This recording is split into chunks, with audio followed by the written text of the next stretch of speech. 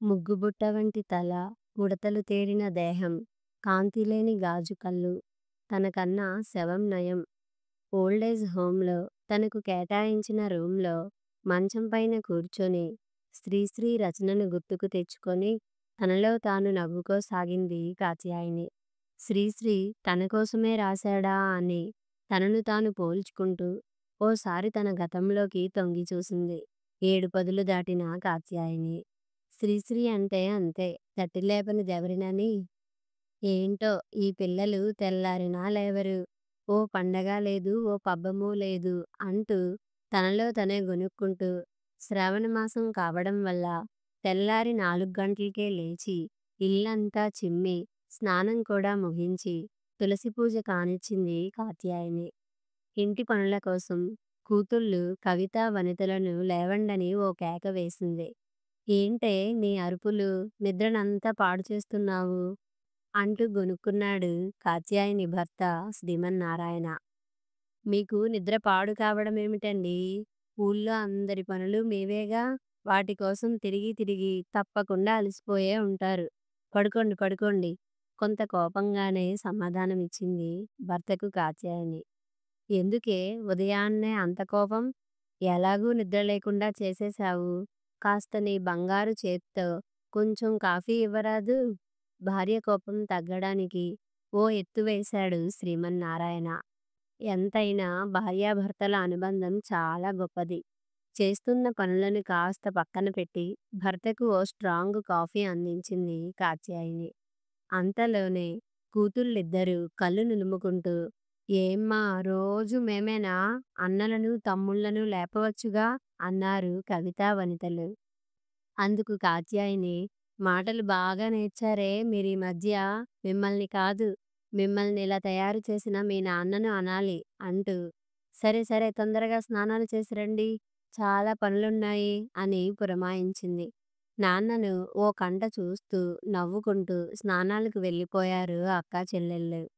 కాత్యాయని దంపతులకు 6 సంతానం. ముందు కవలలు, ఇద్దరూ మగపిల్లలే. సంతోషంగా ఆనందంగా ఉండాలని వాళ్లకు సంతోష్, ఆనంద్ అని పేర్లు పెట్టారు. అమ్మాయి ఇంటికి అందమని, అమ్మాయి ఉంటే బాగుంటుందని అనుకున్నారు కాత్యాయని, శ్రీమన్నారాయణులు. అంతే, తర్వాతి కాన్పులో మరలా కవలలు. కాకుంటే ఈసారి ఇద్దరూ ఆడపిల్లలు. వారే కవిత, వనితలు. వాళ్ళు కాస్త పెద్దయ్యేలోపు వారికి 2 చిట్టి తమ్ముళ్ళు వచ్చారు. వారే రాముడు, కృష్ణుడు. కాత్యాయని ఇల్లంతా సందడే సందడి. శ్రీమన్నారాయణ ఊళ్ళో అందరికీ కావాల్సిన వాడే కాని ఆదాయం సంగతి దేవుడికే తెలియాలి. ఆ దేవుడి దయవల్ల తాతల నాటి సొంతిల్లు ఉండడమనేది కాస్త సహాయమనే చెప్పాలి. ఇల్లు గడవడం కోసం కాత్యాయని టైలరింగ్ చేస్తూ పిల్లలకు ట్యూషన్లు చెబుతుండేది. భార్య ఏమడిగినా దానికి ఒకటే సమాధానం, ఆ పైవాడున్నాడు లేవే, కంగారెందుకు అని.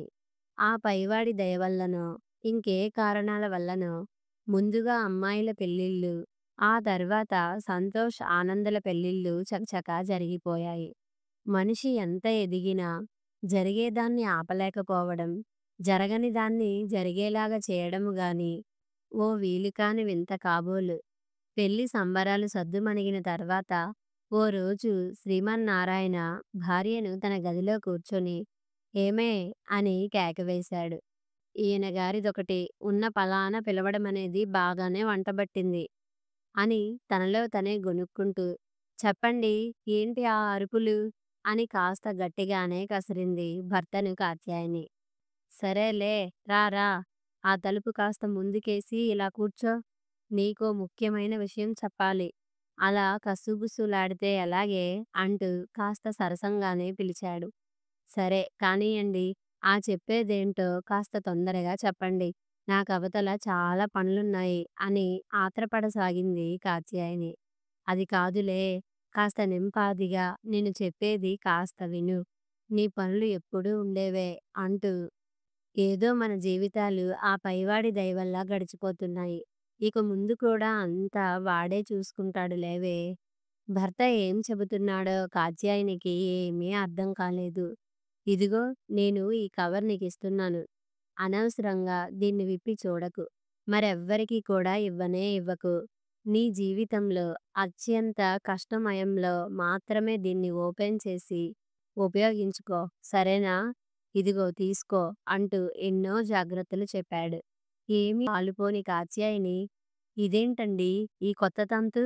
అని అడిగినా భర్త నుండి ఎలాంటి సమాధానం లేకపోయేసరికి ఇచ్చిన ఆ కవర్‌ను కాస్త తన పెట్టెలోని చీర మడతల్లో దాచింది. మనిషి బ్రతుకే ఓ విచిత్రం. ఇంట్లో వివాహాలు జరిగిన 2 నెలలకు గుండెపోటుతో శ్రీమన్నారాయణ హఠాత్తుగా గతించాడు. తన జీవితంలో ఏం జరుగుతున్నదో కాత్యాయనికి ఏమీ అర్థం కాలేదు. మనిషికి కష్టాలొచ్చినప్పుడే మనమనుకునే మనుషుల నైజం బయటపడుతుందట.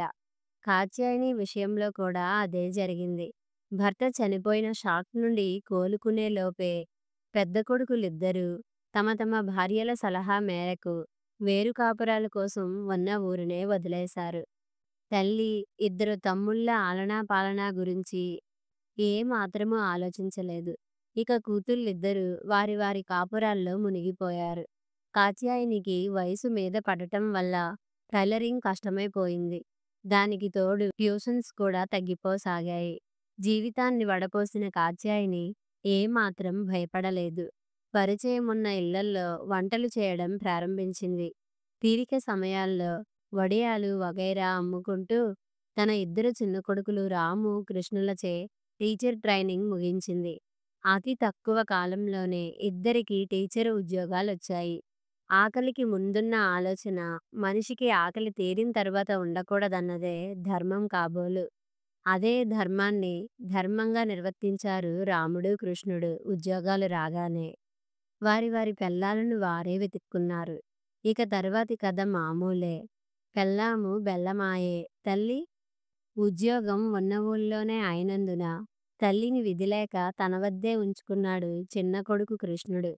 భర్త లేని లోటును భరిస్తూ ఓ ఏడాది కాలం గడిపింది కాత్యాయని.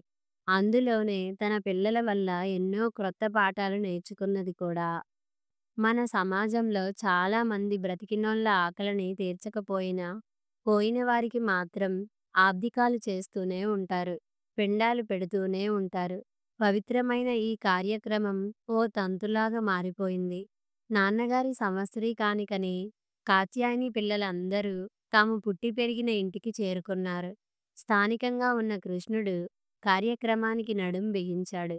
కొడుకుల్లోని మార్పు చూసి కాత్యాయని అంతా నిజమేనని నమ్మింది. సంతోషించింది కూడా. ఎంతైనా తల్లి కదా మరి. మంచి ఆలోచనలు ప్రణాళిక ప్రకారం జరుగుతాయో లేదో తెలియదు కానీ కుత్సితతో కూడిన ఆలోచనలు మాత్రం ఖచ్చితంగా జరుగుతాయి. అందరి మనసుల్లో అదే బాగా తిష్టవేసినప్పుడు జరగకుండా ఎక్కడికి పోతుంది? అదే జరిగింది కాత్యాయని కొడుకులు వేసుకున్న ప్రణాళికకు. ముందుగా కాత్యాయని సంతానం వేసుకున్న ప్రణాళికను అమలు చేయడానికి కాత్యాయని ప్రియమైన చిన్న కొడుకు కృష్ణుడు బాధ్యత తీసుకున్నాడు. అందరూ కలిసి శ్రీమన్నారాయణ గారి సంవత్సరీకాన్ని కానిచ్చారు. పనిలో పనిగా వాళ్ళ నాన్న సంవత్సరీకానికి అయిన ఖర్చులను వివరించాడు. అన్నలు వారి వారి వాటా కృష్ణుడికి ఇచ్చేశారు. అంతా గమనిస్తున్న కాత్యాయనికి తన పిల్లలు ఏం చేస్తున్నారన్నది ఎంతవరకు బోధపడలేదు. అంతలోనే కవిత అందరికీ కాఫీలు అందించింది. ఇక తదుపరి కార్యక్రమాన్ని ప్రారంభించిన పెద్ద కొడుకు సంతోష్, అమ్మా, సూటిగా విషయానికొస్తున్నా. మేమందరం కలిసి ఓ నిర్ణయానికొచ్చాము. అదే ఈ ఇంటిని అమ్మేద్దామని. దానికి సంబంధించి మార్వాడి కిషన్ సేట్‌తో 1,20,00,000కు బేరం కూడా అయిపోయింది. ఎల్లుండే రిజిస్ట్రేషన్. కవితా వనితలకు పసుపు కుంకుమల కోసం తలా 10 లక్షలు. తక్కింది మా నలుగురు అన్నదమ్ములకు చెరో 25 లక్షలు. ఇక నీవు మా వద్ద చెరో 3 నెలల వంతున ఉంటావు. అంతేకాక నీ చాదస్తాలు మాని ఉన్నంతలో సర్దుకుపోవాలి. లేదంటే నీవే కష్టాలు పడాల్సి వస్తుంది. ప్రస్తుతానికి రాము నిన్ను చూసుకుంటాడు అంటూ ఇంచుమించు హుకుం జారీ చేసినట్లుగా ముగించాడు. అంతా విన్న కాత్యాయనికి కళ్ళు బైర్లు కమ్మాయి. కూర్చున్న కుర్చీ చేతులు గట్టిగా పట్టుకుని తనను తాను తమాయించుకుంటూ తనలో తను అనుకున్నది. ఈ ఇంట్లో తన స్థానం ఎక్కడా? పైగా తన ప్రమేయం లేకనే తనను 4 ముక్కలు చేసేశారు. వీళ్ళనా నేను పెంచి పెద్ద చేసింది? గత్యంతరం లేక కొడుకుల నిర్ణయానికి సరే అన్నట్లు తలూపింది. అమ్మను పంచుకొన్నట్లే అమ్మ నగలను, సామాన్లను ఆడా మగా తేడా లేకుండా పంచుకున్నారు. వాటిని మాత్రం భద్రంగా దాచుకున్నారు గాని, అమ్మని మాత్రం అలా భద్రంగా గాలికొదిలేశారు. నాలుకకు ఎముక లేదు. అది తనకు తోచినప్పుడు ఏదో వాగేస్తుంది. పరిస్థితిని బట్టి మాట మార్చేస్తుంటుంది. అమ్మను 3 నెలలు చూసుకుంటామన్న మాట కాస్త నీటి మూటయింది. ఒకడేమో నేను నా భార్య ఇద్దరం ఉద్యోగస్తులం. అమ్మను తమ దగ్గర ఉంచుకోవడం కుదరదన్నాడు. రెండో వాడేమో నా భార్యకు ఆమె మూల్గుడు, దగ్గు భరించడం కుదరదన్నాడు. ఇక మూడోవాడు ఆమెకు ఆస్తి లేదు, ఏమీ లేదు, నేనెందుకు భరించాలి? నా వల్ల కాదన్నాడు. అందరూ అలా అనేసరికి చిన్నవాడు కృష్ణుడు చూసుకుంటాడని కలగనింది కమ్మనైన అమ్మ మనసు. అమ్మ కలను వమ్ము చేస్తూ ఎవరికీ చెప్పకుండా ఆమె పెట్టెతో సహా అనాథ అని చెప్పి ఓ ఓల్డేజ్ హోంలో చేర్పించి ఉడాయించేశాడు. అమ్మకు చాలా బాగా ఇష్టమైన చిన్న కొడుకు కృష్ణుడు. ఏమి జరిగినా, ఎన్ని జరిగినా వాస్తవాన్ని అంగీకరించక తప్పదు. గతంతో తడిసి ముద్దయిపోయిన కాత్యాయని అప్పుడే బయట నుండి వచ్చిన వృద్ధాశ్రమంలో తనతో పాటు ఉంటున్న శకుంతలమ్మ పలకరింపుతో వాస్తవంలోకి వచ్చింది. ఏమమ్మా, మరలా నిన్ను చీదరించుకున్న అందర్నీ తలుచుకొని బాధపడుతున్నావా? మనం కాదు బాధపడాల్సింది. మనల్నిలా వదిలేసినందుకు వారే బాధపడాలి. సరే సరే, ముఖం కడుక్కో, భోజనానికి పోదాం. ఎవరిదో పుట్టినరోజట. భోజనంతో పాటు చీరలు, దుప్పట్లు ఇంకా ఏవేవో ఇస్తున్నారట. వాళ్ళే మన పిల్లలనుకుని దీవించి వద్దాం పద అంటూ తనతో పాటు తీసుకెళ్ళింది శకుంతలమ్మ. మనసు బాగా లేనప్పుడు ఏదీ రుచించదు. ఏదో 4 మెతుకులు తిని తన రూంకు వచ్చిన కాత్యాయనికి తళుక్కున తన భర్త ఇచ్చిన కవరు సంగతి గుర్తుకొచ్చింది. గబగబా తన పెట్టెని తెరిచి చీర మడతల్లో వెతకసాగింది కంగారుగా. దొరికిన కవరులోని కాగితాలను తీసి ఆత్రంగా చదవసాగింది. ఎంత ప్రయత్నించినా సరిగా కనిపించకపోవడంతో ఓల్డేజ్ హోమ్ మేనేజర్ సర్వేశం గారికి చూపిస్తూ, బాబూ, ఈ కవరు నా భర్త నాకిచ్చి చాలా కాలమైంది. దీని సంగతే మరచిపోయాను. తీరా ఈరోజు గుర్తుకొచ్చి చదవబోతే సరిగా కనిపించడం లేదు. ఇదేంటో కొంచెం చూడరు అని అడిగింది. కవరులోని కాగితాలను తీసి చదివిన సర్వేశం గారు ఒక్కసారిగా ఆశ్చర్యంగా కాత్యాయనిని చూస్తుండిపోయాడు. కాత్యాయనికి ఏమీ అర్థం కాలేదు. ఏం బాబూ, ఏముంది అందులో? ఎందుకు నన్నలా చూస్తుండిపోయారు? అని ఆదుర్దాగా అడిగింది. కొంత తమాయించుకుని ఓల్డేజ్ హోమ్ పెద్దల్ని కూడా పిలిచాడు.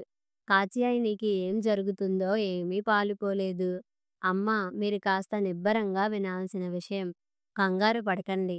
ఇప్పుడు మీరు మామూలు కాత్యాయని గారు కాదు. ఇప్పుడు మీరు కోటీశ్వరులు. మీ ఆయన మీ పేరున 7 ఎకరాల భూమిని రిజిస్టర్ చేయించారు. అది కూడా మన హైవేకు దగ్గరలోనే. ఇప్పుడు దాని విలువ కోట్లలో ఉంటుంది. మీరు గొప్ప అదృష్టవంతులు అంటూ అసలు విషయాన్ని చెప్పారు ఓల్డేజ్ హోమ్ పెద్దలు. అది విన్న కాత్యాయనికి అంతా అయోమయంగా ఉంది. అయ్యా, మీరు సరిగానే చూశారా? ఎందుకైనా మంచిది ఇంకోసారి సరిగా చూడండి అని ఆత్రంగా అడిగింది కాత్యాయని. అలా ఏం కాదమ్మా, మేం మీకు చెప్పినదంతా అందులో ఉన్నదే. విషయం తెలుసుకున్న ఓల్డేజ్ హోంలోని అందరూ ఒక్కసారిగా అక్కడికి చేరిపోయారు. ఇంతాస్తి ఉన్నా మనతోటే కలిసే ఉందే అని ఒకరు, ఇంతకాలం ఈ ఆస్తి సంగతి ఎందుకు చూసుకోలేదో మరి అని మరొకరు, ఇంత ఆస్తి ఉన్న తర్వాత ఇంకా ఇక్కడెందుకు ఉంటుందని ఒకరు, ఇప్పుడు ఈ ఆస్తినంతా ఏం చేస్తుందో మరి. ఇక ఇప్పుడు చూడాలి. ఆమె పిల్లలమని, బంధువులమని, బాగా దగ్గర వాళ్ళమని ఓ సంత జరిగినా జరుగుతుంది. ఇలా అక్కడ చేరిన వారు ఎవరికి తోచినట్లు వారు మాట్లాడసాగారు. ఇంత జరుగుతున్నా కాత్యాయని మాత్రం ఈ జరిగిందంతా నిజమేనా అనే సందిగ్ధంలోనే ఉంది. తెప్పలుగా చెరువు నిండిన కప్పలు 10,000 చేరు అన్నట్లు ఎలా తెలుసుకున్నారో ఏమో ఒక్కసారిగా పిల్లాజీతో సహా ఊడిపడ్డారు కాత్యాయని కొడుకులు, కోడళ్ళు, కూతుళ్ళు, అల్లుళ్ళు, ఇంకా వారి మంది మార్బలం. ఒక్కసారిగా 5 కార్లు ఓల్డేజ్ హోమ్ ముందు ఆగేసరికి అందరూ ఆశ్చర్యంగా చూడసాగారు. దాచుకునే వారికి, దోచుకునే వారికి సిగ్గు శరం ఏమీ ఉండవు కాబోలు. వచ్చిందే తడవు. అమ్మా! అత్తయ్య! అంటూ లోపలికి వెళ్ళబోయిన వారిని హోమ్ వాచ్‌మెన్ ఆంజనేయులు ఆపేశాడు. అసలు మీరెవరు? ఎవరు కావాలి మీకు? మిమ్మల్నెవర్ని మేమింతవరకు చూడనే లేదే! అలా ఎవరు బడితే వారు లోపలికి వెళ్ళడానికి కుదరదు. కావాలంటే మా మేనేజర్ గారొస్తారు. అలా కూర్చోండి అన్నాడు ఆంజనేయులు. అంతలోనే అక్కడికి వచ్చిన మేనేజర్ సర్వేశం గారు విషయం తెలుసుకొని అందర్నీ లోపల హాల్లో కూర్చోమన్నాడు. అందరికీ కాఫీ ఇచ్చిన తర్వాత వారు వచ్చిన విషయాన్ని అడిగారు సుందరం గారు. వచ్చిన అందరి తరపున నా పేరు సంతోష్. నేను కాత్యాయని గారి పెద్ద కొడుకు అంటూ వచ్చిన అందర్నీ పరిచయం చేశాడు సర్వేశం గారికి. అంతటితో ఆగకుండా తాము వచ్చింది తమ తల్లిగారిని తమతో తీసుకెళ్ళడానికొచ్చామని, ఇంతవరకు జరిగిపోయిందేదో జరిగిపోయిందని చెప్పుకొచ్చాడు. అందుకు సర్వేశం గారు, కాత్యాయని గారు ఓ అనాథ అని తమ రికార్డుల్లో ఉన్నట్లు, అంతేగాక ఇంతవరకు ఆమె తరపున ఎవరూ కూడా చూడడానికి రానేలేదని ఆ వచ్చిన వారికి తెలిపాడు. దానికి వారంతా కాదు కాదు, మేమంతా ఆమె సంతానం. కావాలంటే అమ్మనే పిలవండి. అన్నీ అమ్మే చెబుతుంది కూడబలుక్కున్నట్లుగా అన్నారు. దానికి సర్వేశం గారు సరే అలాగే కానివ్వండి అని భజన మందిరంలో ఉన్న కాత్యాయని గారికి కబురంపాడు. విషయం తెలుసుకున్న కాత్యాయని తాను రానని, తనకెవ్వరూ లేరని చెప్పి పంపింది. చివరికి సర్వేశం గారే వచ్చినందుకు వెళ్ళక తప్పనందున అందరూ ఉన్న హాల్లోకెళ్ళి కూర్చుంది. అంతే. అందరూ ఒక్కసారిగా లేని ఆప్యాయతతో పలకరించడం మొదలుపెట్టారు. కాని కాత్యాయని మాత్రం తొణకలేదు, బెనకలేదు సరికదా! తనకెవ్వరూ లేరని ఖరాఖండీగా చెప్పి భజన మందిరానికి తిరిగి వెళ్ళిపోయింది. ఇక చేయగలిగింది ప్రస్తుతానికి ఏమీ లేనందున సర్వేశం గారన్నారు, మీరందరూ చాలా దూరం ప్రయాణం చేసి అలసిపోయుంటారు. భోజనాలు చేసి రెస్ట్ తీసుకోండి. మనం రేపు ఉదయం 10 గంటలకు మరలా కలుసుకుందాం అంటూ వారందరికీ భోజనాలు మరియు గెస్ట్ రూమ్లు చూయించమని సిబ్బందికి చెప్పి తను వెళ్ళిపోయాడు. చెడుకాలం దాపురించినప్పుడు మంచి అన్నది మచ్చుకైనా దరిచేరదేమో. భోజనాల తర్వాత కాత్యాయని కొడుకులు ఇంకా వారి పరివారం నిద్రపోకుండా చాలాసేపు మాట్లాడుకున్న తర్వాత ఓ తీర్మానానికి వచ్చారు. మేనేజర్ మంచివాడులాగున్నాడు. అతన్ని కాస్త మన బుట్టలో వేసుకుంటే మనమొచ్చిన పని చాలా సులభమవుతుంది. ఎలాగూ మనము అంతా రెడీగానే వచ్చాం కాబట్టి ఎంత కావాలంటే అంత ఇచ్చేస్తే సరిపోతుంది. ఎలాగైనా సరే మనం ఆ భూమికి సంబంధించిన పత్రాలు తీసుకున్న తర్వాతే ఇక్కడి నుండి కదలాలి. అదే మనకు ముఖ్యమైన పని. ఒకవేళ ఆమె మనతో రానంటే అది మరీ మంచిది అంటూ ఓ దిగుజారుడు సలహా పడేసింది పెద్ద కోడలు. అందరూ ఆమె అభిప్రాయానికి అంగీకారం తెలియజేస్తూ మేనేజర్తో మాట్లాడే బాధ్యతను ఆనంద్కు అప్పగించారు. పెద్దలెవ్వరికీ నిద్ర రాలేదు. ఎప్పుడెప్పుడు తెల్లారుతుందా అని ఎదురుచూడసాగారు. అత్యాశ అలాగే చేస్తుంది మరి. ఆనందాన్ని కోల్పోయిన ఆనంద్ తెల్లారక ముందే లేచి కాలుగాలిన పిల్లిలాగా మేనేజర్ ఎప్పుడు కనిపిస్తాడా అని అటూ ఇటూ తిరగసాగాడు. అంతలోనే వెతకబోయిన తీగ కాలికి తగిలినట్లు వాకింగ్కు బయలుదేరిన సర్వేశం గారు కనిపించారు ఆనంద్కు. తనకు తానుగా ఎదురుపడి గుడ్ మార్నింగ్ సార్, నేను మీతో పాటు రావచ్చా అని అడిగాడు సర్వేశం గారిని. ఆ మీరా, గుడ్ మార్నింగ్. అరే దానిదేముంది, రండి రండి, అలా వెళదాం అన్నట్లు మా భోజనాలు మీకు సరిపోయాయా? అందరూ బాగా నిద్రపోయారా అన్న మాటలకు ఒక్కసారిగా ఆనంద్లో ఆనందం మరీ ఎక్కువైంది. అదే అదనుగా భావించి సర్వేశం గారు, మేమెందుకొచ్చామో మీకు ఈ పాటికే తెలిసే ఉంటుంది. మీరు కాస్త సహకరిస్తే మీ రుణం ఉంచుకోమనుకోండి అంటూ విషయాన్ని అంటీ ముట్టనట్లు చెప్పాడు ఆనంద్. దానిదేముందండి, మనం అనుకున్నట్లు ఉదయం 10 గంటలకు కలిసి కాత్యాయని గారు ఇష్టపడితే మాట్లాడి మధ్యాహ్నం భోజనాల తర్వాత మీరు బయలుదేరవచ్చు. అన్న సర్వేశం గారి మాటలకు కంగుతిన్న ఆనంద్, అది కాదండి. ఆ భూమి పత్రాలు మాకిచ్చేస్తే మీకేమివ్వాలో చెబితే అలాగే చేసి, ఒకవేళ మా అమ్మ మాతో రావడానికి ఇష్టపడితే అలానే తీసుకెళ్ళిపోతాం అని బేరమాడాడు. ఓహో! మీరలాగన్నారా? సరే సరే. మీరేమివ్వాలనుకుంటున్నారు? తనలో తను నవ్వుకుంటూ చెప్పాడు సర్వేశం. విషయం ఇంత సులభంగా తెములుతుందని ఊహించని ఆనంద్, అదేదో మీరే చెబితే బాగుంటుంది. మీరేమీ మొహమాట పడనవసరం లేదు. మేమంతా రెడీగానే వచ్చాము అన్నాడు. ఇప్పుడు ఆ భూమి విలువ మీకు తెలియంది కాదు. దానికి తగినట్లు ఆలోచించండి అన్నారు ప్రపంచాన్ని చదివిన సర్వేశం గారు. అంటే ఓ 30,00,000 సరిపోతాయా? లేక ఇంకా పెంచమంటారా? అన్న ఆనంద్ మాటలకు, మీరు మరీ పిసినారిలాగున్నారు. మీరు మీ అమ్మని సరిగ్గా చూసుకోని దానికి ఆమె అంగీకరిస్తే, ఒకవేళ మేము ఆమె తరపున కేసు వేస్తే, ఆ మాటలు విన్న ఆనంద్‌కు చెమటలు పట్టాయి. మీరెలాగంటే ఎలాగండి? సరే చివరి మాటగా 35కు సరిచేసుకోండి. మీరింకేం చెప్పకండి అంటూ ఫైనల్ బేరం ఆడాడు ఆనంద్. అది అలాగన్నారు బావుంది. ఉదయం 9కి ఓ కుర్రాడు మిమ్మల్ని కలుస్తాడు. అతనికి చేరిస్తే సరిపోతుంది సరేనా అంటూ వాకింగ్ నుండి వెనుదిరిగారు సర్వేశం గారు. ఆనంద్ వచ్చి జరిగిన విషయాన్ని తన వారందరికీ చెప్పాడు. అంగీకరించిన మొత్తం కాస్త ఎక్కువేమోనని గొణిగాడు పెద్దవాడు సంతోష్. అనుకున్న ప్రకారం డబ్బు బ్యాగ్‌లో సర్ది దాన్ని జాగ్రత్తగా చేర్చే బాధ్యతను కూడా ఆనంద్‌కు అప్పజెప్పారు. అందరిలోనూ ఒకటే ఆతృత. ఆ భూమి పత్రాలు ఎప్పుడెప్పుడు తమ చేతికి వస్తాయా అని. అనుకున్నట్లు 9 గంటలకు సర్వేశం గారి గుమస్తా ఆనంద్‌ని కలిశాడు. అప్పటికే సిద్ధం చేసిన సూట్‌కేస్‌ను ఆనంద్ నుండి తీసుకెళ్ళాడు. నిర్ణయించిన సమయం 10 గంటలకు అందరూ భజన మందిరంలో సమావేశమయ్యారు. కాత్యాయని మరియు సర్వేశం గారి ప్లాన్ ప్రకారం లాయర్లు, తహసీల్దార్ మరియు ప్రెస్ వాళ్ళు వచ్చారు. వీరందర్నీ చూసేసరికి సంతోష్ గ్యాంగుకు ఏమీ అంతుపట్టలేదు. ఆనంద్ సర్వేశం గారి వైపే చూస్తున్నాడు. అది గమనించిన సర్వేశం తను ఓ చిరునవ్వు విసురుతూ కాత్యాయని వైపు కూడా చూశాడు. అంతే. ఆనంద్‌లో ఓ కొత్త ఆనందం. అంతా సర్దుకున్న తర్వాత సభను ప్రారంభించేంతలో ఆ ప్రాంత పోలీసులు రావడంతో వారిని కూడా సాదరంగా ఆహ్వానించి అందరికీ స్వాగతం చెబుతూ సభను ప్రారంభించారు సర్వేశం గారు. ముందుగా కాత్యాయని గారికి భూమికి సంబంధించిన పత్రాలన్నీ సరిగానే ఉన్నాయని, వాటిపై సర్వ హక్కులు పూర్తిగా ఆవిడకే చెంది ఉంటాయని, వాటిని ఏమి చేయాలన్నది ఆమె ఇష్టంగా ఉంటుందని లాయర్లు సమావేశంలోని అందరికీ విశదపరిచారు.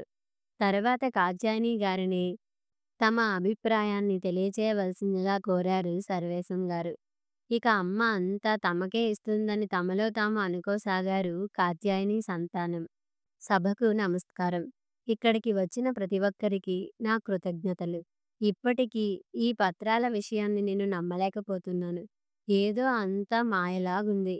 ఈరోజు నా సంతానాన్ని తప్పక మీకు పరిచయం చేసి తీరాలి. ఎందుకంటే వాళ్ళంతా చాలా గొప్పవాళ్ళు. వాళ్ళే గనుక నన్ను ఓ అనాథనని ఇక్కడ చేర్చకపోయి ఉంటే మీలాంటి మంచి మనుషుల్ని నేను కలవకుండా ఉండేదాన్ని. అప్పుడు అన్నింటికీ మూలమైన ఈ కవరు సంగతి పూర్తిగా మరచిపోయేదాన్నేమో. కన్నవారి పైన కాసింతైనా కనికారం లేక పాత వస్తువుల్ని విసిరేసినట్లు విదిలించుకుంటున్నారు అనేదానికి ఇక్కడున్న మనమే నిదర్శనం. అమ్మా నాన్నల ఆస్తులు కావాలి గాని వారు మాత్రం అక్కర్లేదు. అంతేకాక తల్లిదండ్రులు కూడా అతిగా పిల్లలకు అతుక్కుపోవడం వల్లనే ఇలాంటి పరిస్థితులు దాపురిస్తున్నాయి. అందువల్ల మనం మన పిల్లల్నే తప్పు పట్టాల్సిన పని లేదు. పెద్దలైన మనలాంటి వారి మీద కూడా తప్పులున్నాయి. ఇక ఈ కవరు విషయానికొస్తే ఇందులోని ఆస్తి ఏం చేయాలన్న దాన్ని సర్వేశం గారు మరియు ఇంకొంతమందితో ఆలోచించాను. కానీ చివరికి దీన్ని ఏం చేయాలనే దాన్ని ఎటు తిరిగి నాకే వదిలేశారు. అయినా ఈ వయసులో నేను తీసుకుని ఏం చేసుకోవాలి? నా పైన ఇంతటి భారాన్ని మోపిన నా భర్త కోసమైనా ఓ నిర్ణయం తీసుకోక తప్పదు. ఈ అనాయాసంగా వచ్చిన ఆస్తి నాకు అక్కర్లేదు. కానీ ఏం చేయాలనే దాన్ని మాత్రం చాలాసేపు ఆలోచించిన తర్వాత ఓ గట్టి నిర్ణయానికొచ్చాను. అందరూ నా నిర్ణయాన్ని మంచి మనసుతో అర్థం చేసుకోగలరని, అంగీకరించగలరని ఆశిస్తున్నాను. అది విన్న కాత్యాయని గుంపులో ఒకటే ఆనందం, ఆతృత. ఇక నా నిర్ణయాలు ఇలా ఉన్నాయి. మొదటిది, మొత్తం 10 ఎకరాలలో 2 ఎకరాలు మనముంటున్న ఈ ఆశ్రమానికి వ్రాయదలుచుకున్నాను. అందులో అనాథ పిల్లలకు, వికలాంగులకు అన్ని వసతులతో కూడిన ఆశ్రయం కల్పించబడుతుంది. రెండవది, మిగిలిన 5 ఎకరాలు అమ్మేయాలని నిర్ణయించాను. వచ్చే డబ్బుతో ముందుగా తెలిపిన ఆశ్రమం కోసం ఖర్చు చేయబడుతుంది. మూడవది, ఇక మిగిలిన మొత్తం నుండి ఇక్కడ చాలా కాలంగా పనిచేస్తున్న సిబ్బందికి ఇల్లు కట్టించడం, ఆ కుటుంబాలకు ఉచిత వైద్యం, వారి పిల్లలకు ఉచిత విద్య ఏర్పాటు చేయబడుతుంది. నాలుగవది, ఇక మిగిలిన డబ్బు ఈ ఆశ్రమం పేరున ఫిక్స్డ్ డిపాజిట్ రూపంలో ఉంటుంది. ఈ పైన కనపరిచిన వాటిలో నాకు గాని, నా వారసులకు గాని చట్టపరమైన ఎలాంటి హక్కు ఉండదు. ఇక నేను ఎప్పటిలాగే నా ఊపిరున్నంత వరకు ఇక్కడే, ఇప్పుడున్నట్లే ఉండదలుచుకున్నాను అంటూ లాయరు వైపు చూసింది కాత్యాయని. లాయర్ కొన్ని పత్రాలను ఆమెకిచ్చాడు. వాటిని అందరికీ చూపిస్తూ, నా నిర్ణయాలను ఈ ఆశ్రమం వారు అంగీకరించవలసినదిగా కోరుతున్నాను అంటూ వీలునామా పత్రాన్ని సర్వేశం గారికి అందజేసింది కాత్యాయని. ఇదంతా చూస్తున్న కాత్యాయని పరివారానికి ఏం చేయాలో తోచలేదు. అంతలోనే సర్వేశం గారి గుమస్తా ఉదయం ఆనంద్ ఇచ్చిన సూట్ కేస్ తెచ్చి సర్వేశం గారికి ఇచ్చాడు. ఆనంద్ అన్నదమ్ములకు చెమటలు పట్టసాగాయి. సభలో ఉన్న అందరిలోనూ అందులో ఉన్నదేంటని ఒకటే గుసగుసలు.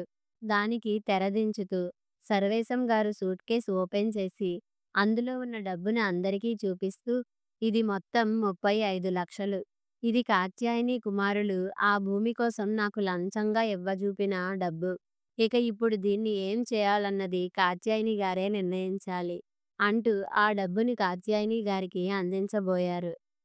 అంతవరకు ఆ విషయం తెలియని కాత్యాయనికి తన వారిపై మరింత అసహ్యం కలిగింది. క్షమించండి, నేను ఆ డబ్బును అసలు ముట్టుకోను.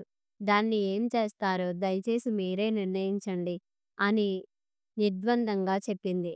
ఆ డబ్బైనా తిరిగి ఇస్తే బాగుంటుందనుకున్నారు సంతోష్, ఆనందులు. కాత్యాయని గారు ఎటూ తేల్చకపోయేటప్పటికీ సర్వేశం గారు మాట్లాడుతూ, ఈ 35 లక్షల నుండి కొంత మొత్తాన్ని పాడి ఆవుల కొనుగోలుకు, వాటికి అవసరమైన షెడ్డు, దానా మొదలగు వాటికి వాడి మిగిలిన మొత్తం గురించి తర్వాత నిర్ణయిస్తామని సభకు వివరించారు. ఇక తమకు ఏమీ లాభం లేదని సంతోష్ గ్యాంగుకు అర్థమైపోయింది. ఏ సమస్య లేకుండా అక్కడి నుండి వెళ్ళిపోతే చాలనుకున్నారు. చివరిగా సర్వేశం గారు విచ్చేసిన అందరికీ ధన్యవాదాలు తెలిపారు. తనకంటూ ఏమీ ఉంచుకోకుండా తన ఆస్తినంతా సేవ కోసం ఇచ్చేసిన కాత్యాయని గారికి పాదాభివందనం చేస్తూ అభినందించారు. దేన్నో ఆశించి వచ్చిన సంతోష్ పరివారానికి కూడా ధన్యవాదాలు తెలిపారు. అంతేకాక వారు ఎప్పుడైనా సరే యథేచ్ఛగా ఆశ్రమానికి రావచ్చని తెలియజేశారు. కాత్యాయని కుమారుల్లో ఏదో తెలియని న్యూన్యతాభావం. తమలో తాము కుమిలిపోసాగారు. సంతోష్ సర్వేశం గారిని కలిసి మాట్లాడడానికి అవకాశం ఇవ్వవలసిందిగా కోరాడు. అరెరే, దానికేం, ధారాళంగా మాట్లాడండి, పిలవండి మీ వాళ్ళందర్నీ అన్నారు సర్వేశం గారు. అన్నదే తడువు అందరూ స్టేజి మీదకి చేరిపోయారు. అందరి తరపున సంతోష్ మాట్లాడుతూ, అందరూ మమ్మల్ని క్షమించాలి. నిజం చెప్పాలంటే మాకెవ్వరికీ ఇక్కడ నిలబడే అర్హత లేదు. మేము ముమ్మాటికి ఆ భూమి కావాలనే దురాశతోనే వచ్చాము. నిజంగా కూడా మేమందరము మా అమ్మకు చేయరాని ద్రోహం చేశాము. మా పిల్లలు మమ్మల్ని హెచ్చరిస్తున్నా మేము దురాశ కొద్దీ వారి మాటలు వినలేదు. ఇప్పుడు మాకు మా అమ్మను చూడాలన్నా, మా పిల్లల్ని చూడాలన్నా చాలా భయంగాను, సిగ్గుగాను ఉంది. మా జీవితంలో ఇంతకంటే పెద్ద శిక్ష ఉండదు. మా అందరి తరపున మా అమ్మగారిని వేడుకుంటున్నాను, ఓసారి ఆమె పాదాలకు నమస్కారం చేసే అవకాశం ఇవ్వమని. కళ్ళు మూసుకొని అన్నీ వింటున్న అమ్మవైపు చూశాడు సంతోష్. ఈ దేశంలో ఏ తల్లి కూడా తన పిల్లలపై కక్ష కట్టదు. అదే అమ్మ హృదయం. తన పిల్లల్లో వచ్చిన మార్పు చూసి కాత్యాయని కళ్ళు చెమర్చాయి. అందర్నీ మనసారా దీవించింది. భోజనాల తర్వాత అందరూ ప్రయాణమయ్యారు. కాత్యాయని అందర్నీ సంతోషంగా సాగనంపింది. తక్కినవారు ఎవరి పనుల్లో వారు నిమగ్నమయ్యారు. కాత్యాయని యథావిధిగా తన గది చేరింది. కథ సమాప్తం.